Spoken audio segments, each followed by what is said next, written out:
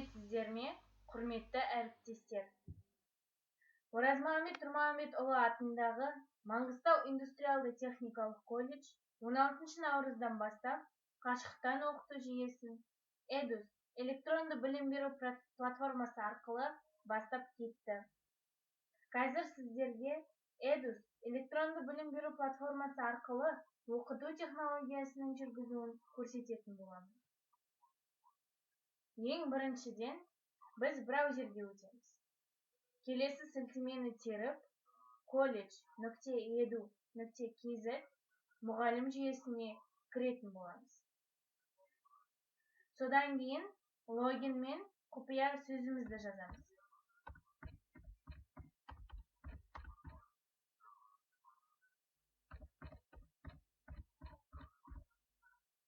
Кіру дегенді басамыз. Жүйеге кірдік. Ең бастапқы маңызды кіретін жеріміз ол менің КТЖ-м. Мен мысалы ретінде 2-ші курс мамандығы менеджмент тобын алған болатынмын. Микро және макроэкономикалық негіздері пәннің атауы. Одан кейін өзіміздің алдын ала дайындап қойған КТЖ-ға кіріп редактировать дегенді басамыз. Содан кейін өзімізге керек күнді алып, сол күнге тақырыпты таңдаймыз. Менің таңдаған тақырыбым осы. Енді таңдаған тақырыбымызға қалай материал салу керек екенін көрсетемін. Ол үшін осы белгіге өтіп, редактировать дегенді басамыз. Көріп тұрғанымыздай, үстінде тақырыптың атауы жазылып тұр. Тақырып бойынша лекция ретінде материалдарды саламыз. Файл арқылы енгізуге де болады. Электрондық платформада дәрістер кешені, практикалық сабақтарға арналған тапсырмаларды енгізуге болады. Және ссылка на видео дегенге дайындап қойған бейне сабақтың сілтемесін қалдыруға болады.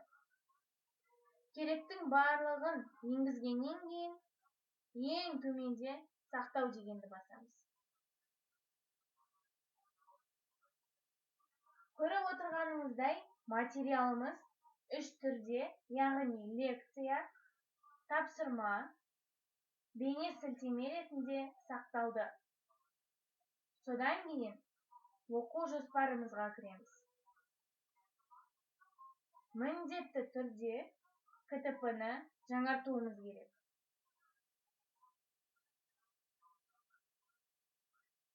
Және де осы жерде біз тіркелген материалдың барлығын көре аласыз. Енді менің журналым деген разделге көшеміз.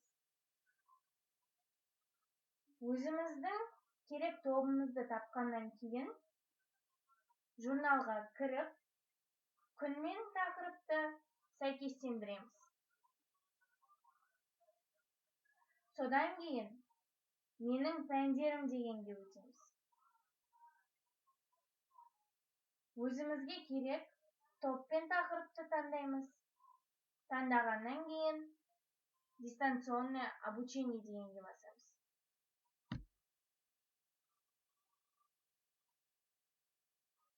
Қашықтықтан оқытудың негізгі мақсаты кері байланыс болып есептеледі. Бұл оқу процесінің қалай жүретіні туралы түсінік беретін. Мұғалімге оқушылардың жетістіктері мен проблемалар туралы ақпарат беретін, мақсатқа жету деңгейін анықтауға және білім беру мәселелерін шешуге мүмкіндік беретін құрал.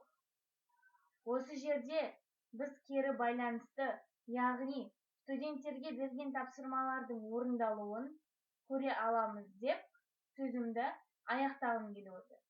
Назар қойып тыңдағандарыңызға рахмет.